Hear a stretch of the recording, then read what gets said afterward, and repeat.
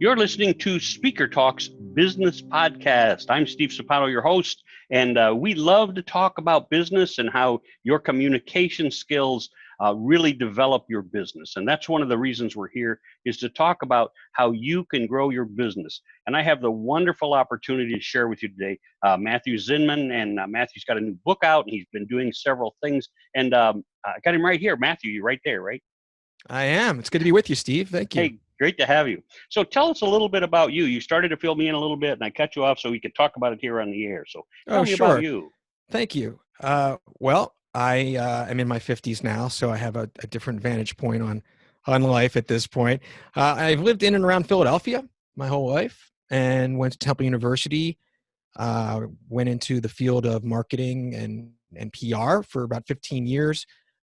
Being a single dad, coming out of that certainly had a lot to do with going into business for myself in '02.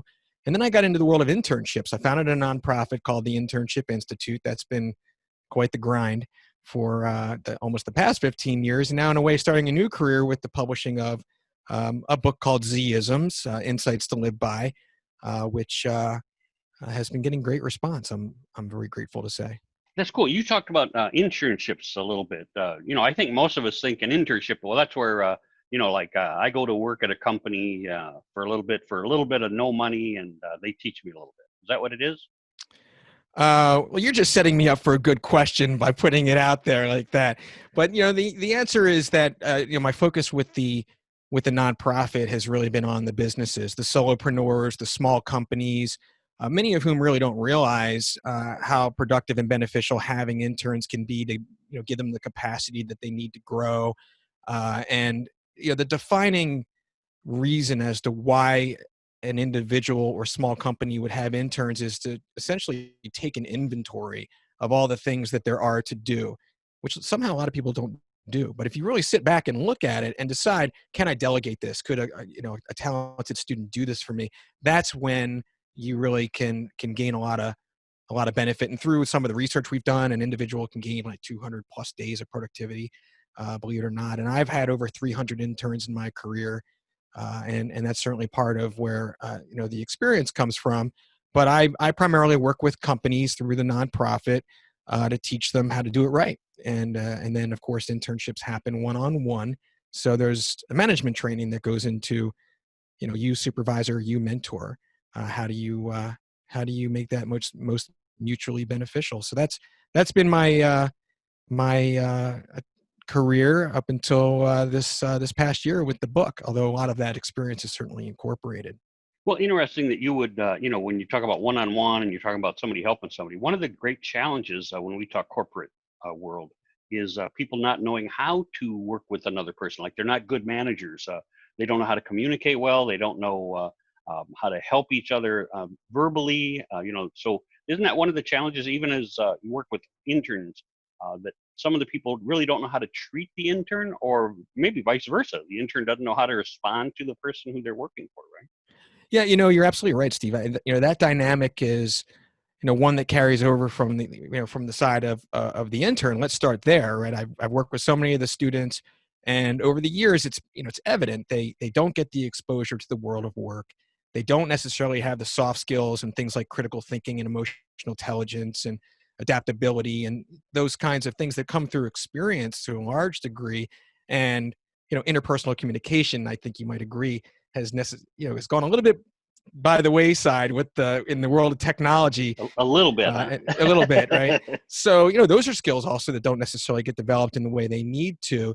And that carries over maybe into a young supervisor. Who might be, an intern might be the very first person that they end up working with and have that same challenge now in their being a professional. But, that was one of at least that part of my experience had something to do with, in writing the book, for example, what I wish my younger self knew, Oh, yeah. Right. So some of that emanated from that. But yeah, it's management training and there's a certain structure. I mean, part of my specialty actually is virtual internships, having nothing to do with, how things are going on right now. I've had interns I've never met in person. Wow, that's cool. Yeah. So that's something I've been doing for a very long time, and there's just a certain right way to do it. I've got the nonprofit and that part of my passion and, on the side burner, a little bit toward the back burner, in part because I have like man brain, right? It's important to know yourself, right? Like, what are your limitations? And I can tell you, I can only do one thing well at a time. So, What's funny about that though is for forever you hear people say, "Well, I'm a what are they? I can do things. I'm a multitasker, right? multitasker, I'm a yeah. multitasker," and I always go, "Nobody's a multitasker. We just don't realize it." It's like, no, they go, "No, I can do all kinds." I go, "No, you'll do this for 15 minutes or a half an hour, and then you'll stop doing that and you'll do this." That's not multitasking. Multitasking is what I consider the guy who juggles. So Right. he's got something in this hand and he does something with this hand. Then you got everything going at once, and then sometimes he does it with his foot. Now that guy or that person is a multitasker. But for most of us, we do this kind of work, and then we stop doing that work, and then we do this work. No matter what it is. But a lot of people say, "Well, I can do several things at once." And it's like you can do several things, maybe several projects, but in truth, you're only doing one at a time, even though you might have 7 on the burner, right? Yeah, well, it's really obvious for me because it's almost equal part. If I literally distract for just the moment of a conversation, that's the equal part of what I didn't just hear. So it's pretty easy to kind of, my wife makes fun of me for this, but it's just straight up. So I uh I certainly wanted to incorporate a lot of that life experience, and there's no way to sugarcoat it. The whole internship endeavor has been a lot of swimming upstream, So and So and, when and when yeah. we talk about that internship and all the stuff you learned on that, when I first heard about you, when I first looked you up, your book reminded me of a thing called "Things I Learned from My Dad" or something like that. And is that what your book is like? Is like you've got these wonderful things, Z-isms that you've learned, and you can help us grow from? Well, so I think when people think of isms, they think of almost, quips, and Yeah. the for better or for worse, that being the name of the book, that's not quite what it is. And the first question naturally is, well, what is a Zism? And we're talking about pearls of wisdom, yes, and original wit, but it's things that are shared through personal experience that go really to my core goal, which is to positively impact the lives of as many people as possible with insights to live by. So the book is really written more conversationally, as though it's a private experience of conversation between myself and the reader. And I just really wanted to cover everything I could. It's something I've wanted to do for a long time. So a lot of it has to do with self-discovery and something called earned confidence, which I'd really like to come back to in a moment. It's very timely. And then, not just personal growth, but interpersonal growth. Some of the things we just talked about, but sizing people up and those personal interactions. There's a cautionary chapter in there called, be aware of spiders, which is something actually a lot of people that's like the chapter I hear in the early feedback, like that's the one people take to. And then we really get into more things like mindfulness and life enrichment. So if, while a lot of this came from my experience and concepts, I felt a responsibility to incorporate probably, Malcolm Gladwell, Rhonda Byrne of The Secret. Those are two of my, Brendan Burchard. Those are maybe the influences, people who have been cited in the book. So if you like that kind of, that genre, that approach, I think you'll really take to Z-isms. It's got a hyphen too, by the way. So Yeah. Spell that for us so we can look it up. Z-isms. And so I have a website, same z-isms.com, but easy enough to go. You know what? I just, if it's interesting enough to anyone, just go on Amazon and see the reviews, see what people are saying. I'm very grateful to, some very great feedback that has come so far, but you can take the look inside, read the first part of the book, the introduction. You'll know right away whether it's for you. So without spending a dime, and this is really hard for me, I have to say, like, oh, my book this or whatever, but that's my goal. I have a responsibility now. I've written it, and I want to get it in as many people's hands as I can because I know it's going to help. So let me ask you, Sure. how long have you wanted to write a book? Like since you were 20, you said, "I'm going to write a book one day." It's been about 15 years, easy, and I guess I got to the point where I have enough seasoning. Maybe that's part of the equation. But I also had the freedom to write it to a certain degree this past year, and the book culminates somewhat around finding one's why and how do you go about achieving that. It's meant to be very actionable. There's this life enrichment action plan, the leap of sorts that a reader can come out of it to whatever degree and do things that are going to, either in very, small bite-sized ways improve their life's experience moving forward, or something if they want to really get deep into personal development, do that much more. But I asked myself a question about what is it that I would regret not doing? And the book's kind of been like this somewhat of a thorn in my side, for these, like, I have to do that, and I know that I just wanted to do it, and I'm so glad it's over. Now, Well, how long did it take you to write it? You now's the said, fun part. did you just sit down one time and go, I'm going to write this book, and then 30 days later you're done writing it? Oh, I wish 30 days. The funny thing is that as it happened somewhat spontaneously, yes, that was part of the wish, what would I regret not doing? But the first time it happened, I just kind of sat down and started writing, and then I'm like, oh, I have a book, I'm done. And I looked back and I'm, oh no, I'm nowhere close. And that's a year later. It probably took me about 9 months to, with my head down, to do it. I'm a journalism degree, and but like, I'm in my own head, so you never know, right? Until you get this thing out there and what people say. The foundation of the book, it kind of builds one onto the other. And I wanted to mention about earned confidence, because what we're talking about here is that, we've all been through whatever we have in our lives, and at whatever age we are. And here we are, we're still standing. We've made it through. And we, as a way with earned confidence, it's somewhat of a way to outsmart worry and anxiety and stress, knowing that you can just deal with the real. You have that earned confidence to stay in the present, and you really kind of have to train yourself, because worriers are, that's almost that's really something that's come through a life influence. You say nature versus nurture. Babies aren't born worriers, right? So you have to really catch yourself. So let's say for whatever reason you worried about something, and then you're putting all that negative energy into it, and then whatever comes to pass never happens, right? And you have to stop yourself and say, right. what did I do to myself? What did I do to anyone else who I might have leaned on about what I'm worried about? And that negativity, you've really imposed on others. So you have a responsibility for the own energy that you put out in that regard. So I just think that's really timely, and it's something that I think really everyone needs to be reminded of, that, as unusual of times as we're in, all now together, that we're going to get past this too, and and it's just temporary. So, So yeah. So you and I talked briefly about the purpose, and your purpose, of course, is to make a difference in people's lives, help them change their lives with what you put together. But you and I know that there's not much money in book writing. So how do you plan on taking this out so more people see it, so more people hear it, so you reach more people so they can pick it up? it's first, I was going to say it's funny, but it's not funny that you bring that up, right? Because you're right.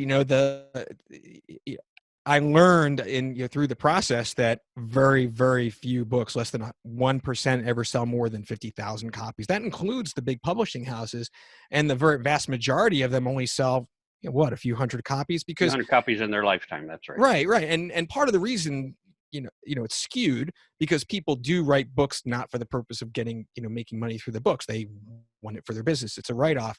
Not the case with me. I wrote this out of my pocket. It's not affiliated with a coaching business or anything else like that, and I am absolutely out to defy those odds. And my I'm on your podcast, right? That's whatever step I'm at, that's part of the equation, that I believe in it. Well, And and that's yeah, the reason I asked that question is because I deal with a lot of authors, actually. And I asked that question of a lot of them because, like about a year ago, I had a guy call me up and said, Steve, I heard you can blah, blah, blah. And I went, I might be able to help you. I said, what's your goal? And he said, my goal is to make $500,000. I went, that's a good goal, right? And I Hmm. said, and when do you want to make that by? He said, by the end of next year. I said, and how do you want to do that? And he said, well, I want to write 4 books, and then I want to do some speaking. And I went, okay, but how are you planning on making money? And he went, well, I'll write the 4 books and I'll make a lot of money, and then I'll speak also. And I was like, wow, I think you've got that confused. Yep, you do have to Right. write the books. But the important part of that is when I just put a blurb out earlier today, I think on LinkedIn, but I'm not sure where it popped out. Sure. But Right. it's if you come to me and say, Steve, I want to make a lot of money, you're probably not going to be my client. If you say, Steve, I'm coming to you because I want to help a lot of people, then you and I can sit down and talk and see if I can be of service to you. But the key there is that you and I know, in order to get your books out there, you have to be that celebrity type person who people want on podcasts, who people want on their little TV shows, who people want to work with and interview and have on their stages. And when you get on stage, especially, I tell people if you're, depending on what your niche is to help people become more than they already are, then you have to reach the people. If part of my people are people who want to reach a business, so they talk about business management or business leadership, then what they need to do is get on a corporate stage. And part of the negotiation you make is, let's say I'm going to talk in front of 200 people, 200 managers at XYZ event. I make a deal. So it's going to cost you $10,000 to have me come in, and you have to buy a book for each one of those people. So I guarantee that I sell 200 books at that event because they're already sold and they're just going to hand them out when the people come in. And that's what you have to figure out, I think, for so many authors is how are you going to reach out? The reason I put speaker talks together, which is, Sure. I say, the alternative to TEDx, and it's designed to get someone like you, someone who has a message on a stage to get 15 minutes of professional recording. So you can clip that into a nice little thing and put it on your website, Sure. right? So that other people, like you said, the one thing I see is you say they can read my first chapter and then they can see if they want it.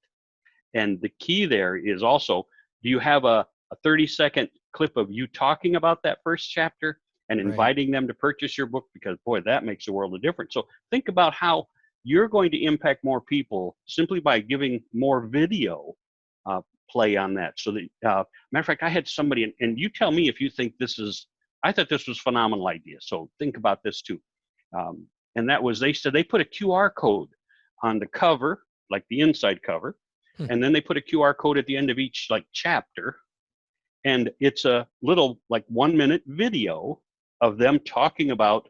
So you're thinking about buying my book. Here's what my book's about. Boy, I think you really enjoy it. And you're like, oh, that's really a cool idea, because they can do that right at the bookstore, right? They can just go clip, and then they hear you talk, and it's like, oh. And then at the end of chapter 1, another QR code, and they take that QR code and they hear you, right? Hmm. Doing a little 30-second, 1-minute video of how did you like this chapter? What did you gain from? What did you know? I was like, Wow. oh, I love that idea. So I just heard that this last No, week, so I that's thought that was awesome. great. Yeah, you're spot on in a number of ways. Now you have me thinking about the second edition, which I'm not really quite ready to take on, having just finished the book. But it's a wonderful idea. But back to your original question and your point just made is, yes, I don't really see myself going into individual coaching or anything like that. I do envision doing keynote motivational type speeches. I want to work up to that. Right now, the podcast is what I'm working up to, Mm-hmm. and I, my father wanted me to be a stand-up comic, Cool. for one, yeah, and one open mic night. That was it for me, Steve. Yeah. Quite honestly, You know what? but I sit, my wife and I love comedy clubs. And every time we go, I mean, because I'm a speaker, been doing this for 40 years, right? And all the time you see comedians, because I think I'm funny. In some places you go and you're really funny. Some places you go and you're not so funny. But I watch the comedians go up on stage, and when some of them bomb, I just sit back and go, think how bad you would feel. Ooh. I think you have to go in like, I'm going to crash and burn, and then everything is gravy. Maybe. But I really would like to understand, and to the kind of work that you do as an author, what is that path? Because it does feel like you're kind of grasping at straws a little bit, to pick your head up from writing and then figure out, I did self-publish. I founded my own publishing company as part of that.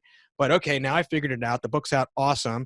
I have this whole other job, right? I'm an author. Like, oh, now I'm going to go on podcasts. And I'm really still trying to feel my way through it. And it is early, but you're absolutely right. I do envision the opportunity. And, to your point, and then when you immediately said that, make money thing, I'm like, well, I'm here to be a servant leader. And, I want to make as much of a difference as possible. And I know that, while it might not be in the very near future, that there's a path there for me to be getting on a public stage in a, in a forum like that. Certainly, even through technology to do that also. But I really would love that energy. I would love the opportunity to be on a stage and interact live with a crowd, and I could do that.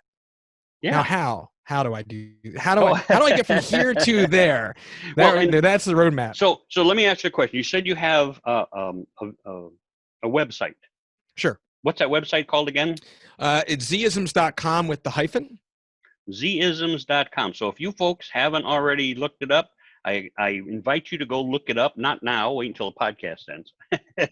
But or they can multitask. That's right, but multitask. That's okay. Yeah, I couldn't do it, but Zisms.com, and look him up and get to know him. And yep, so some of the things that Matthew, that I always encourage people to do. Of course, part of my livelihood and my energies are to help people become absolutely phenomenal speakers.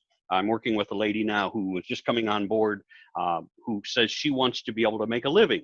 Well, how much does it take to make a living? Some people say 60,000, some people say 300,000. So you have to figure out where they're going, what their niche is.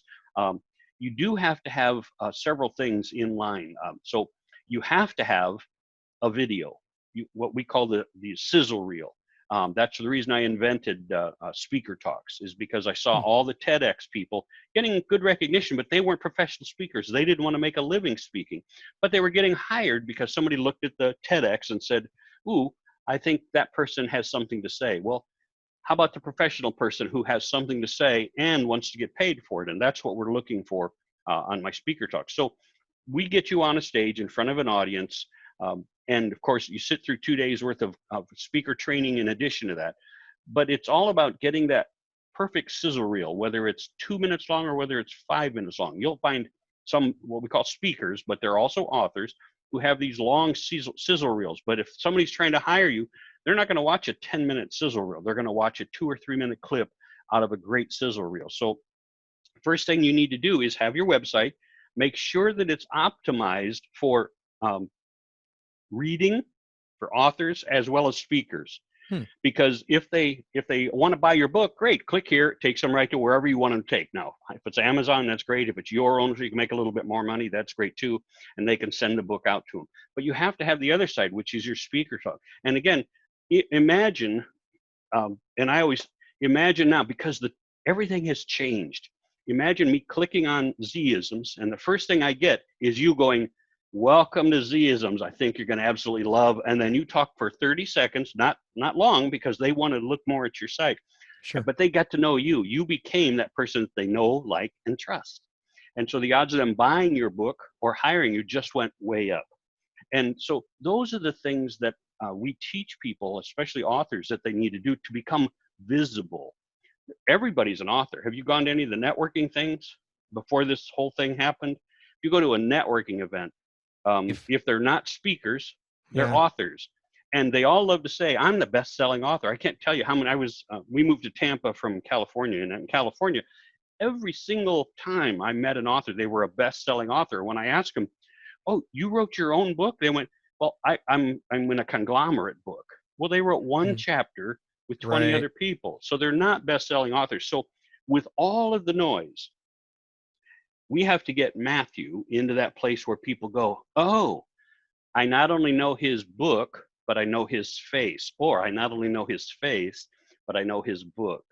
And those are the things that we have to help you get to. So when you've got a video out there that's a professionally recorded video, and it tells people all about this, right? Then they see you on stage in a couple places. Now you become that celebrity, and you'll be the Robert Kiyosaki of the world, and you pick your niche, however you pronounce it. You pick that, so that we're only somebody asked me one day, how do you pick your niche, and why should I narrow my market? And I tell this story now because about a year ago I saw a Facebook post, and it was for a quilt. And this company was trying to sell quilts to everybody. And everybody needs a quilt, maybe, but it was a picture of a library. So you saw this whole wall of library books, right? And I I saw that and I said, boy, you shouldn't be targeting everybody. You should be targeting librarians. Who's more going to buy that? Librarians. And so I Googled it, which is wonderful that we can do that. And do you know how many librarians I found in America? 181,000.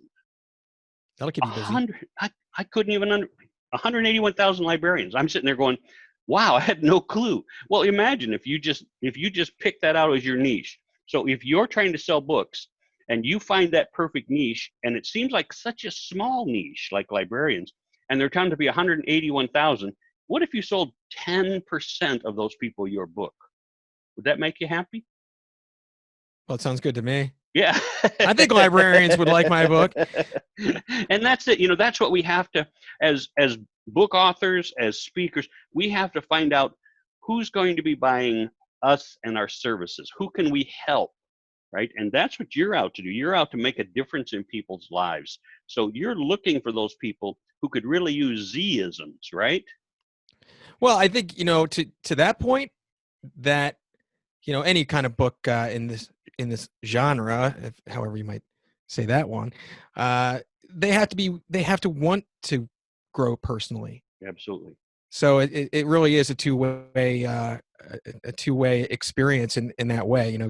It's like anything. It's only going to help somebody if they're willing to be helped and follow through on that. But yeah, I mean, for everything you describe, Steve, you might be stuck seeing more of me as I as I endeavor to go from where I am right now to on stage and having that much greater of an impact.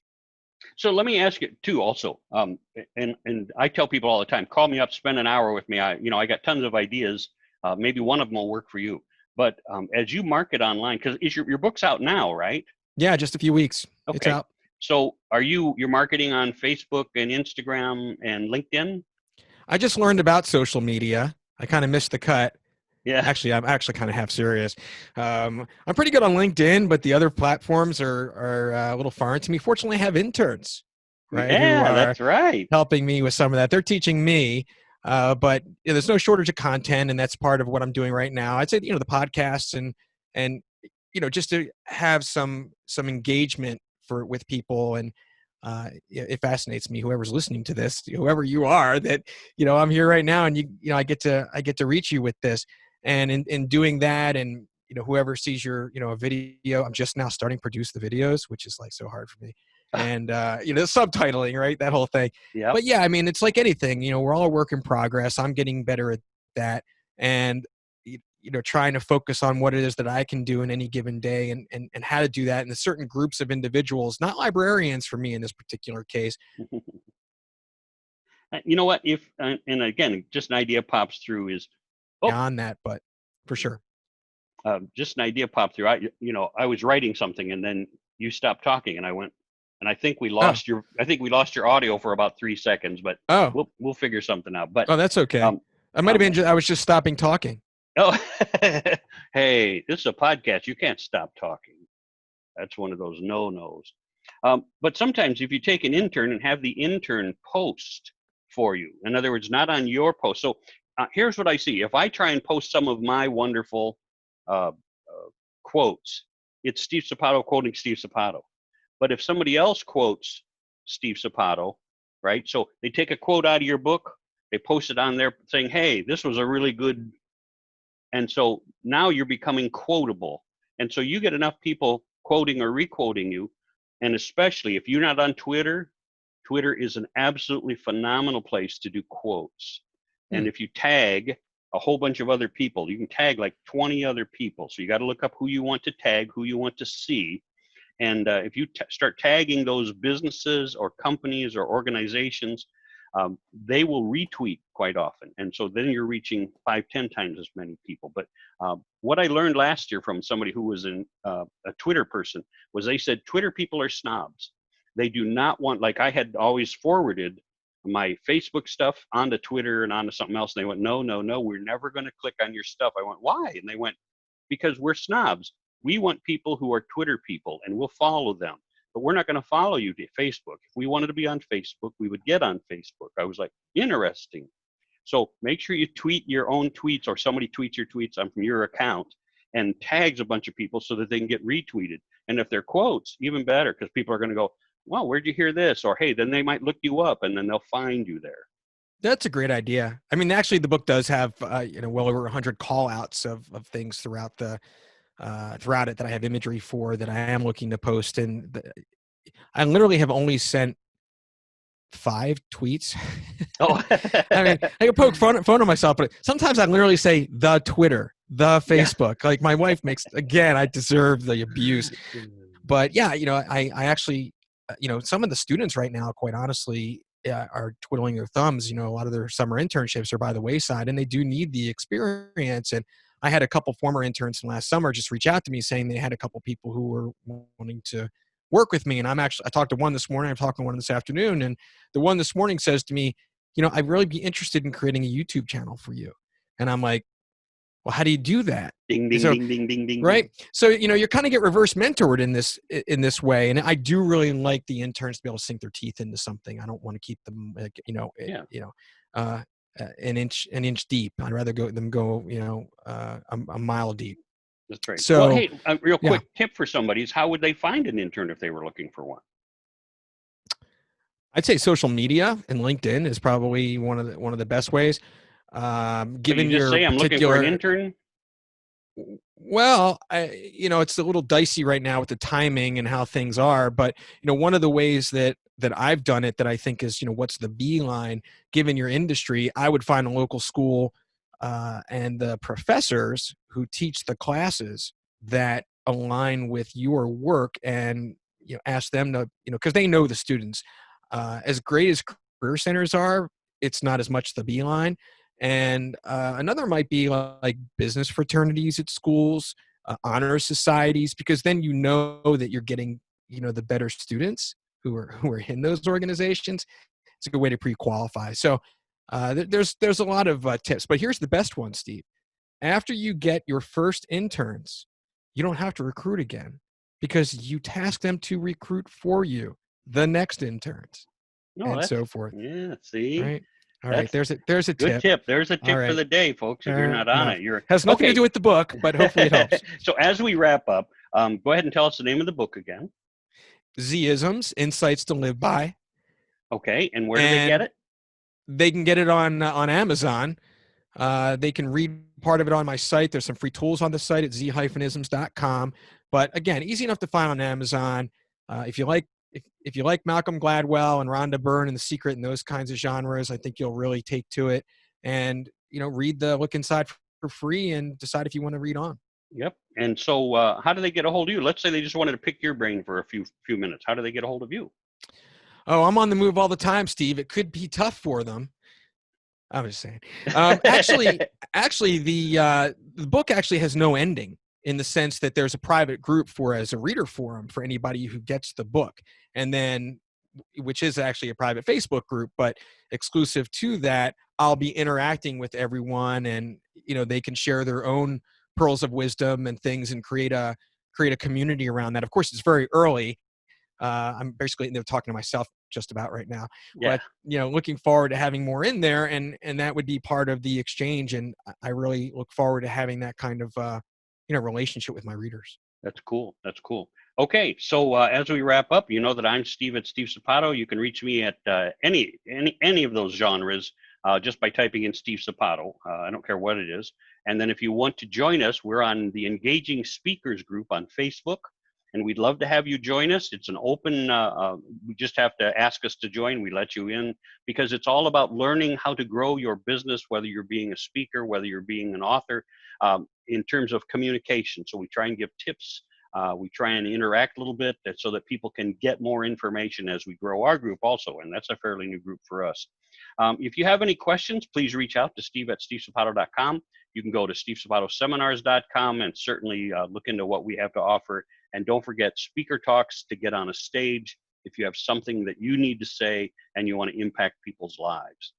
With that all said and done, anything, Matthew, that you would like to end us with?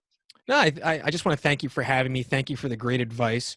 And you'll be hearing from me on heading on the path to speakerdom, and look forward to that. Great. Just keep growing. Thank you. All right, and we all should get on Amazon and pick up Z-isms. I look forward to working with all of you in the future. Hope you're having a wonderful day. God bless. Thank you.